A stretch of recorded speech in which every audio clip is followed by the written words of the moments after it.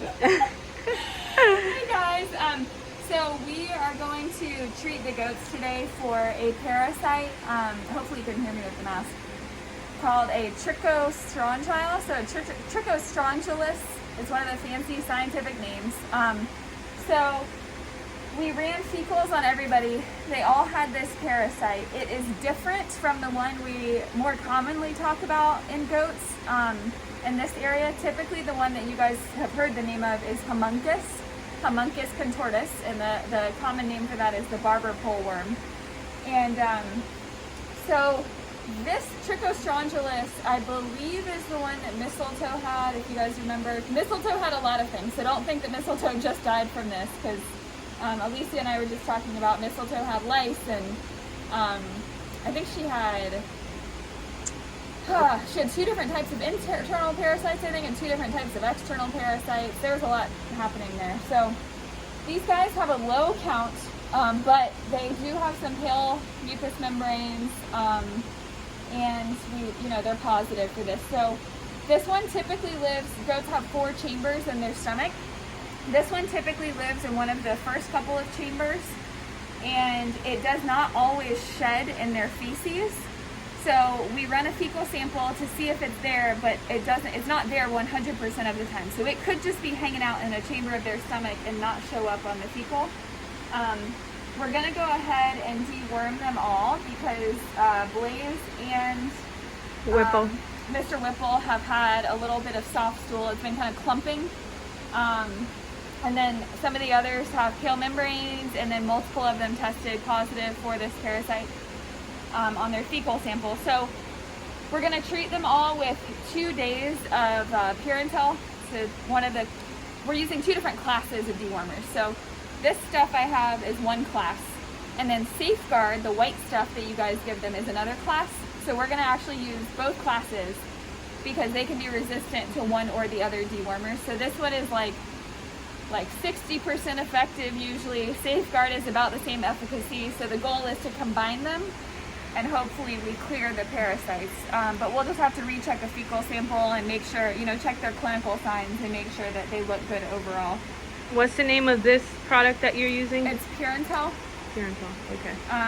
Right. And this one is not super commonly given to goats, but for this parasite, this in combination, we're just trying to use one dewormer from each class. And try to clear them. What do we do about their living areas, since they're positive for it? So they need to, basically the more room they have to roam, the better. Because then they have a lower stocking density, so there's fewer goats in an area at a time. And so their fecal samples all spread out. So the likelihood of them ingesting feces from another goat goes down and down and down the more room they have. So keeping, keep giving them room to roam, but also keeping, like, you guys keep the barn clean. So continue keeping it clean. Keep, scooping and fresh bedding in the stalls if they're in a stall. And then making sure that, they're not pooping where they eat. Which, they're goats, so they will to some extent, but try to keep it minimal or keep their hay off the ground when you can. Okay. Is there anything we can spray, like a chemical or product that will kill this parasite? No, what we have to do is just so on the gold standard of treatment would be like a pasture rotation. So we would keep them on, one pasture, which this may not be doable here, but just to let you know what we would do in other places. They'd be on one pasture for a short amount of time. Then we'd rotate them, put them on another pasture for an amount of time, and let the other one heal. So literally just letting the parasites die in the sun, in the ground, letting all the grass grow back. Because it doesn't have a host to get to. Exactly. Okay. So pasture rotation is one of the main standards of treatment for this parasite and preventing it from being a problem in a herd. But it's hard to do. You can't do that everywhere. Yeah, and especially with these guys, they're pretty spoiled and old. Yeah, exactly. So that's another important point. So I mentioned that their membranes are pale. They're ocular mucous membranes.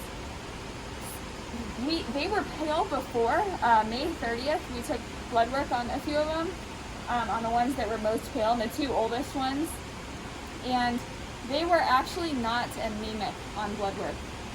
So, but their membrane said they were. Their membrane said they were. Okay. So that's something to keep in mind through all of this. They look pale, but that may just be them in their old age. That I have no science to prove that. But yeah. The blood work shows that they're not anemic. They look anemic, so it could just be that in their older age they're I don't know, they're looking pale. Yeah. I don't know. Goats don't usually live this long, so yeah. And the we ones don't have that a lot to compare them to. yeah, and the ones that showed us that they were pale are our older ones. They're Right. 15 going on 16. Exactly. And there are they're my only 15, 16-year-old goat patients. Wow. Most people can't believe that goats can even live that long. Yeah. So, yeah, we don't have a lot of like comparison out there for goats that old. Okay.